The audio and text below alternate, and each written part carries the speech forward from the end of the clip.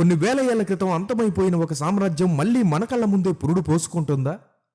అసలు ప్రకటన గ్రంథంలో చెప్పబడిన మృగంకు ఈ యూరప్ దేశాల కూటమికి ఉన్న సంబంధం ఏంటి? ఈరోజు ఈ వీడియోలో మనం విశ్లేషిద్దాం. దాని గురించి తెలుసుకునే ముందు రీసెంట్గా వచ్చిన ఈ న్యూస్ చూడండి. ఇప్పుడు మనం ఉన్న ఈ 2026వ సంవత్సరంలో చరిత్ర సృష్టించే ఒక సమిట్ భారతదేశంలో జరగబోతుంది.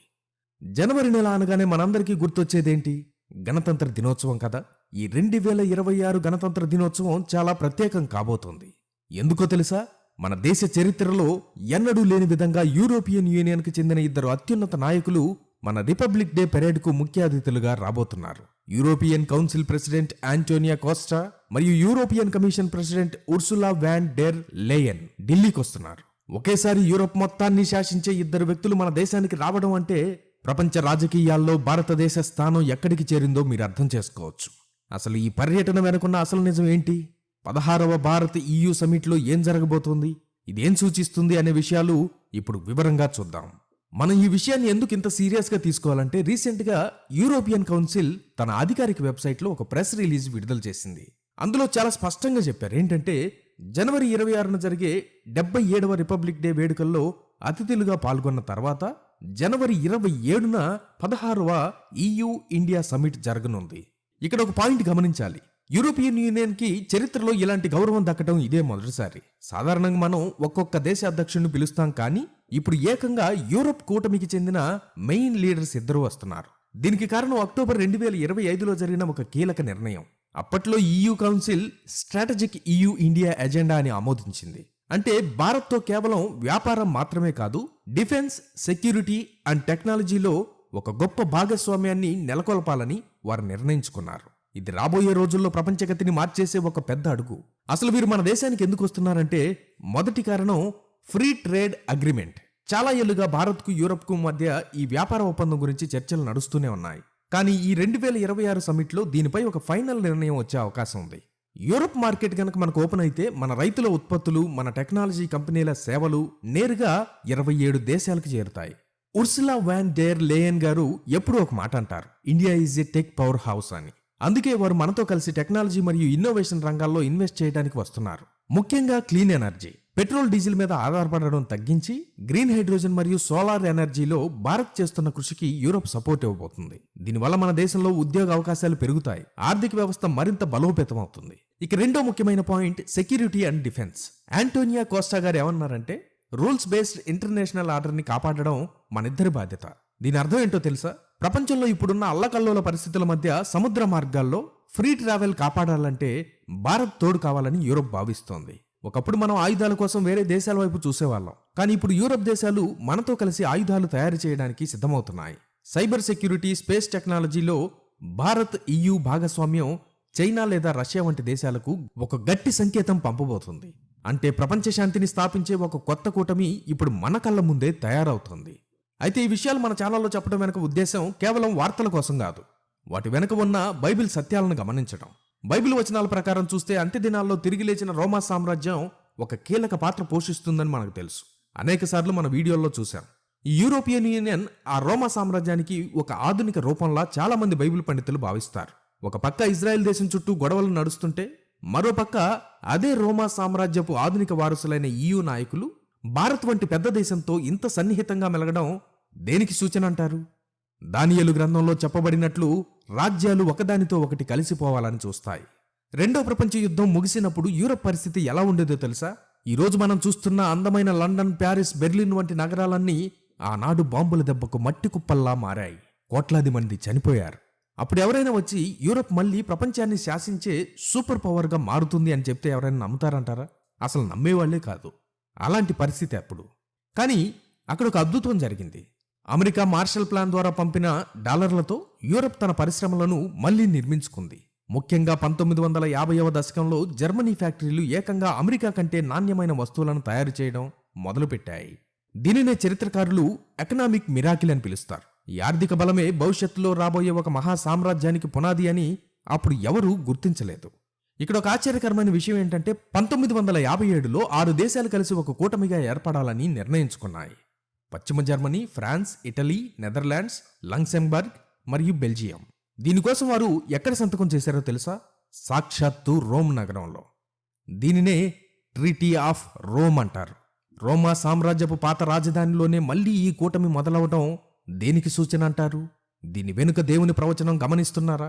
అప్పటి నాటో మాజీ secretary general Paul Henri Spaak ఆ రోజు ఏమన్నారో తెలుసా? ఆ రోజు మేము రోమన్లుగా అనుభూతి చెందాము. మేము మళ్ళీ రోమా సామ్రాజ్యాన్ని పునర్నిర్మిస్తున్నామని మాకు తెలుసు అని ఆయన అన్నాడు. ఇదేదో సరదా కన్న మాట కాదు, అది చరిత్ర మళ్ళీ రిపీట్ అవుతుందనడానికి ఒక సంకేతం. ఈ కూటమి మెల్లగా యూరోపియన్ కామన్ మార్కెట్గా, ఆ తర్వాత ఈరోజు మనం చూస్తున్న యూరోపియన్ యూనియన్గా మారింది. ప్రకటన గ్రంథం 17వ అధ్యాయంలో అక్కడ అపోస్తులుడైన యోహాను గారు ఒక దర్శనం చూసి ఆశ్చర్యపోయాడు. అప్పుడు ఒక దేవదూత వచ్చి యోహానుకు ఆ మృగం గురించి వివరిస్తాడు. 8వ వచనంలో ఒక మాట ఉంటుంది, నీవు చూచిన ఆ మృగము ఉండెను గాని ఇప్పుడు లేదు, అది అగాధము నుండి పైకి రాబోచున్నది. దీని అర్థం ఏంటో తెలుసా? ఒక సామ్రాజ్యం ఒకప్పుడు ప్రపంచాన్ని ఏలింది, తర్వాత అది పడిపోయింది, కానీ అది మళ్ళీ తిరిగి లేవబోతుంది. రోమా సామ్రాజ్యం ఎప్పుడూ పూర్తిగా చనిపోలేదు, అది యూరప్ రాజకీయాల్లో పనిచేస్తూనే ఉంది. 10వ వచనంలో 7 రాజుల గురించి ఉంటుంది. చరిత్రను గమనిస్తే రోమా సామ్రాజ్యం ఇప్పటి వరకు 6 సార్లు పునరుద్ధరించబడింది. మరి 7వ పునరుద్ధరణ అదే ఇప్పుడు మన కళ్ళ ముందు తయారవుతున్న యూరోపియన్ యూనియన్ అని నమ్ముతున్నారు. ప్రకటన గ్రంథం 17వ అధ్యాయము 12వ వచనంలో ఒక భయంకరమైన విషయం ఉంది. నీవు చూచిన 10 కొమ్ములు 10 మంది రాజులు, వారిది వరకు రాజ్యము పొందలేదు గాని ఒక గడియ క్రూర మృగముతో కూడా రాజు వలె అధికారము పొందుతురు. అంటే భవిష్యత్తులో ఈ యూరప్ దేశాల నుండి 10 మంది నాయకులు ఏకమై తమ అధికారాన్ని మృగంకి అప్పగిస్తారు. అప్పుడు అది ప్రపంచాన్ని వణికించే మహాశక్తిగా మారుతుంది. ఇప్పటికే EU తన సొంత సైన్యాన్ని నిర్మించుకోవాలని చూస్తోంది. అమెరికా తన పవర్ను కోల్పోతున్న ఈ సమయంలో యూరప్ ఒక కొత్త గ్లోబల్ సూపర్ పవర్గా ఎదగడం అనేది రాబోయే ప్రమాదానికి సూచన. ఆ ప్రమాదం ఏదో కాదు, క్రీస్తు విరోధి ఎంట్రీ. ఇప్పటికే యూరప్ దేశాల్లో ఉన్న టెక్నాలజీ ఏంటో తెలుసా? చేతుల్లో చిప్పు పెట్టి డబ్బుతో పని లేకుండా ట్రాన్సాక్షన్స్ చేస్తున్నారు. దాని గురించి వివరంగా మనం గత వీడియోల్లో కూడా చూశాం. రీసెంట్గా అమెరికా అధ్యక్షుడు డొనాల్డ్ ట్రంప్ యూరప్ వస్తువులపై భారీ పన్నులు వేస్తామని హెచ్చరించాడు. ఇది యూరప్ ఆర్థిక వ్యవస్థను దెబ్బతీసే గొంతు మీద కత్తి లాంటిదని ఆ దేశాలు భావించాయి.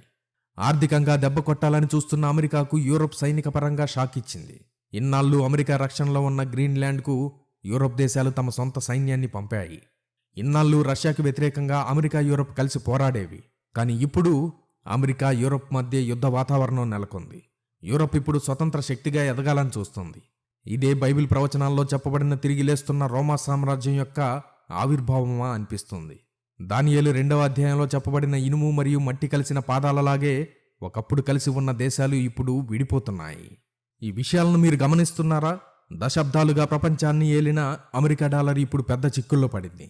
అమెరికా విధిస్తున్న ఆంక్షలు, భారీ పన్నుల వల్ల చాలా దేశాలు డాలర్తో మాకు ఇబ్బందిగా ఉందని భావిస్తున్నాయి. అందుకే రష్యా, చైనా, భారత్ వంటి దేశాలే కాకుండా ఇప్పుడు యూరప్ దేశాలు కూడా అమెరికాతో సంబంధాలు తెంచుకోవాలని చూస్తున్నాయి.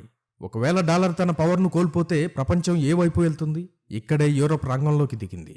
డాలర్ వద్దు, మాతోనే వ్యాపారం చేయండి, మా బ్యాంకింగ్ సిస్టమ్ వాడుకోండి అని యూరప్ ప్రపంచ దేశాలకు ఆఫర్ ఇస్తోంది. ఇది వినడానికి ఒక బిజినెస్ డీల్లా ఉన్నా దీని వెనుక భయంకరమైన విషయం ఉంది. ప్రపంచ దేశాలన్నీ అమెరికాను కాదని యూరప్తో చేతులు కలిపితే ఏం జరుగుతుంది?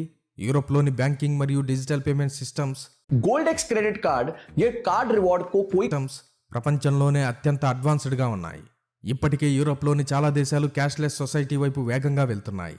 గమనించండి, ఒకవేళ మనం యూరప్ సిస్టమ్ను అడాప్ట్ చేసుకుంటే వారి టెక్నాలజీని కూడా మనం వాడాల్సి ఉంటుంది.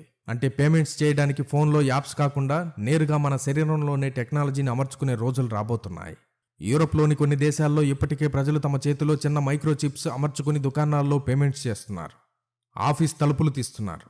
ఇదేదో సైన్స్ ఫిక్షన్ సినిమా కాదు, ప్రస్తుతం అక్కడ జరుగుతున్న వాస్తవం. ఇప్పుడు అసలు విషయానికి వద్దాం. ప్రకటన గ్రంథం 13వ అధ్యాయం ఏం చెప్తోంది? అంత్య దినాల్లో ఒక మృగం వస్తుందని, ఆ మృగం యొక్క ముద్ర లేకపోతే ఎవరు కొనడానికి గాని అమ్మడానికి గాని వీలుండదని ఉంది. మీరు ఆలోచిస్తే ఈ ముద్ర అనేది అకస్మాత్తుగా ఒకే రోజు రాదు. దానికి కావాల్సిన పునాదులు ఇప్పుడు పడుతున్నాయి. డాలర్ మీద కోపంతో ప్రపంచ దేశాలన్నీ యూరప్ చెప్పే డిజిటల్ సిస్టంలోకి వెళ్తే ఆ సిస్టంలో భాగంగా ప్రతి మనిషికి ఒక డిజిటల్ ఐడెంటిటీ, ఒక చిప్ అవసరం అవుతుంది. ఆ సిస్టమ్ను కంట్రోల్ చేసేవాడే రేపు ప్రపంచ నాయకుడిగా, క్రీస్తు విరోధిగా మారతాడు. అంటే అమెరికా పతనం అవ్వడం అనేది ఆ మృగం యొక్క ముద్రకు దారి ఇస్తున్నట్టే కదా. మనం ఇందాక మాట్లాడుకున్నట్లు యూరప్ ఒక పక్క గ్రీన్లాండ్లో సైన్యాన్ని పెడుతూ తన పవర్ని చూపిస్తోంది, మరో పక్క తన ఆర్థిక వ్యవస్థతో ప్రపంచాన్ని ఆకర్షిస్తోంది. బైబిల్ ప్రవచనాల ప్రకారం తిరిగి లేస్తున్న రోమా సామ్రాజ్యం ఆర్థికంగా మరియు సైనికంగా ప్రపంచాన్ని శాసిస్తుంది. మీరు గమనించినట్లయితే ఈ 2026 నాటి పరిస్థితులు అచ్చం దానియేలు దర్శనంలో చూపించినట్టే ఉన్నాయి. దేశాల మధ్య గొడవలు రావడం, డాలర్ పడిపోవడం, యూరోప్ ఒక ఆల్టర్నేటివ్గా ముందుకు రావడం, ఇవన్నీ చూస్తుంటే ఆ ముద్ర పొందే టెక్నాలజీ మనం అనుకున్న దానికంటే చాలా వేగంగా కొన్ని నెలల్లోనే ప్రపంచవ్యాప్తంగా అమల్లోకి వచ్చే అవకాశం ఉంది. ఇప్పటికే యూరోప్లో చిప్ ట్రాన్సాక్షన్స్ సక్సెస్ అయ్యాయి కాబట్టి దాన్ని గ్లోబల్ సిస్టంగా మార్చడం పెద్ద కష్టమేమీ కాదు. ఈ 2026 జనవరిలో భారత్ యూరోపియన్ యూనియన్ మధ్య జరగబోయే ఆ సమ్మిట్ కేవలం ఒక బిజినెస్ మీటింగ్ మాత్రమే కాదు. ఒకవేళ ఈ సమ్మిట్ గనక సూపర్ సక్సెస్ అయితే ఏమవుతుంది? ప్రపంచ దేశాలన్నీ అమెరికాను వదిలేసి యూరోప్ వైపు చూడడం మొదలు పెడతాయి. ముఖ్యంగా మన భారతదేశం లాంటి పెద్ద దేశాలు గనక యూరోప్ యొక్క బ్యాంకింగ్ మరియు డిజిటల్ సిస్టమ్ను అడాప్ట్ చేసుకుంటే ప్రపంచం మొత్తం ఆధారిలోనే నడుస్తుంది. ఇది మన కళ్ళ ముందు మోగుతున్న ఒక బిగ్ సైరన్. ఎందుకంటే క్రీస్తు విరోధి వాడు తన రాజ్యంలో ఉన్న సిస్టమ్ను, టెక్నాలజీని అన్ని దేశాలకు పంపిస్తున్నాడు. మన దేశంలో ఒక ప్రత్యేకత ఉంది. ఇక్కడ ఏ కొత్త టెక్నాలజీ వచ్చినా ప్రజలు చాలా ఫాస్ట్గా అట్రాక్ట్ అవుతారు. డిజిటల్ పేమెంట్స్ నుండి ఆన్లైన్ బ్యాంకింగ్ వరకు మనం ఎంత వేగంగా అలవాటు పడ్డామో గమనించారా? ఇప్పుడు క్రీస్తు విరోధికి కావాల్సింది కూడా అదే. వాడు తన ఆర్థిక రాజకీయాన్ని, తన టెక్నాలజీని మెల్లగా మన దేశంలోకి ప్రవేశపెడుతున్నాడు. యూరోప్ ఇప్పుడు మనకు శాంతి అనే ముసుగును చూపిస్తోంది. మేం మీకు సహాయం చేస్తాం, మా టెక్నాలజీ వాడుకోండి, డాలర్తో సంబంధం లేకుండా వ్యాపారం చేసుకోండి అని చెప్తోంది. కానీ ఇది కేవలం వాడి నటన మాత్రమే. లోపల ఉన్న అసలు రూపం వేరు. వాడు మెల్లగా ఆర్థిక వ్యవస్థ రూపంలో, టెక్నాలజీ రూపంలో మన ఇళ్లల్లోకి, మన చేతుల్లోకి వస్తున్నాడు. యూరోప్ దేశాల్లో ఇప్పటికే ప్రజలు డబ్బులు వాడకుండా చేతిలో చిప్పు వేయించుకుని ట్రాన్సాక్షన్స్ చేస్తున్నారు. ఒకవేళ ఈ భారత్ EU సమిట్ ద్వారా ఆ బ్యాంకింగ్ సిస్టమ్ మన దగ్గరకు వస్తే కొన్ని నెలల్లోనే మనం కూడా ఆ టెక్నాలజీని వాడాల్సిన పరిస్థితి ఏర్పడుతుంది. అప్పుడు ప్రభుత్వం లేదా బ్యాంకులు వచ్చి మీ భద్రత కోసం ఈ చిప్లను వేయించుకోండి, ఇక కార్డ్స్ అక్కర్లేదు అని చెబితే మన ప్రజలు దానికి ఎంత ఈజీగా అట్రాక్ట్ అవుతారో చూడండి. ప్రకటన గ్రంథం 13వ అధ్యాయం చెప్పే ఆ మార్క్ ఆఫ్ ది బీస్ట్ అనేది మన దగ్గరకు ఏదో రాక్షసుల్లా రాదు. అది ఒక అవసరంలాగా, ఒక సౌకర్యంలాగా, ఒక అద్భుతమైన టెక్నాలజీ లాగా వస్తుంది. ఈ 2026 సమ్మిట్ ఆ ముద్రకు మార్గం సుగమం చేసే ఒక పెద్ద అడుగు కాబోతుందో లేదో చూడాలి. అనేక మంది బైబిల్ పరిశోధకులు యూరోప్ మళ్ళీ ఉనికిలోకి వస్తుంది, శక్తిని సంపాదిస్తుందని చెప్తున్నారు. అది జరగాలంటే ముందు ప్రతి దేశం వారి మీద ఆధారపడే అవకాశం రావాలి. ఆ అవకాశం అమెరికా పతనమే ఇవ్వబోతుంది. ప్రపంచం చాలా వేగంగా మారిపోతుంది. డాలర్ పోయి యూరో రావచ్చు, ఫిజికల్ మనీ పోయి డిజిటల్ చిప్ రావచ్చు. ఇవన్నీ దేవుని వాక్యం ప్రకారం జరగాల్సిందే. రాజులు, రాజ్యాలు ఆయన చేతిలోనే ఉన్నాయి. పరిస్థితి ఒక్కటే చెప్తుంది, ఇది దేవుని సంఘం ఎత్తబడే సమయం. క్రీస్తు విరోధి రంగం మీదకు వచ్చే సమయం. క్రీస్తు విరోధి వాడి వ్యవస్థ ప్రపంచాన్ని ఏలడానికి సిద్ధంగా ఉంది. మరి మనం ఆ మృగం ముద్రను తప్పించుకోవడానికి సిద్ధపడ్డామా? ఆలోచించండి. Jesus coming soon, so be prepared.